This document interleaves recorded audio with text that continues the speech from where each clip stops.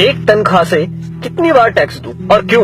जवाब है, मैंने 30 दिन काम किया, तनख्वाह ली, टैक्स दिया, मोबाइल फोन खरीदा, टैक्स दिया, रिचार्ज किया, टैक्स दिया, डेटा लिया, तब टैक्स दिया, बिजली ली, फिर टैक्स दिया, घर लिया, टैक्स दिया, टीवी फ्रिज आदि लिए, टैक्स दिया, कार ली, टैक्स दिया, पेट्रोल लिया, फिर टैक्स दिया, सर्विस करवाई, टैक्स दिया, रोड पर चला, फिर भी टैक्स दिया, टोल पर फिर टैक्स दिया, लाइसेंस बनवाया, टैक्स दिया, गलती की तो टैक्स दिया, रेस्टोरेंट में खाना खाया तो टैक्स दिया, पार्किंग का टैक्स दिया, पानी लिया उस पर टैक्स दिया, राशन खरीदा उस पर भी टैक्स दिया, कपड़े जूते किताबें ली उस पर भी टैक्स दिया, टॉयलेट गया उस पर भी टैक्स दिया, दवाई ली तो भी टैक्स दिया, गैस ली टैक्स दिया, सैकड़ों और चीजें ली और टैक्स दिया, कहीं फीस दी, कहीं बिल, कहीं ब्याज दिया, कहीं जुर्माने के नाम पर तो कहीं रिश्वत के नाम पर पैसे देने ही पड़े।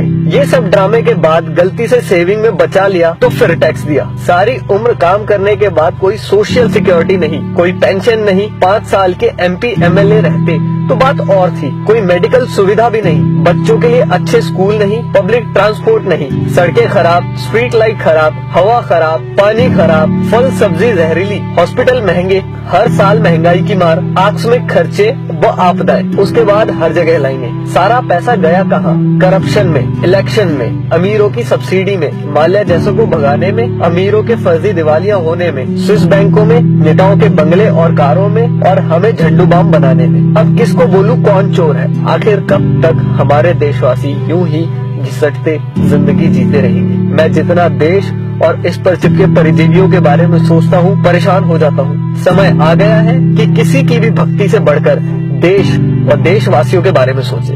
प्लीज इस वीडियो को शेयर करके देश के हर नागरिक तक पहुंचाएं। धन्यवाद।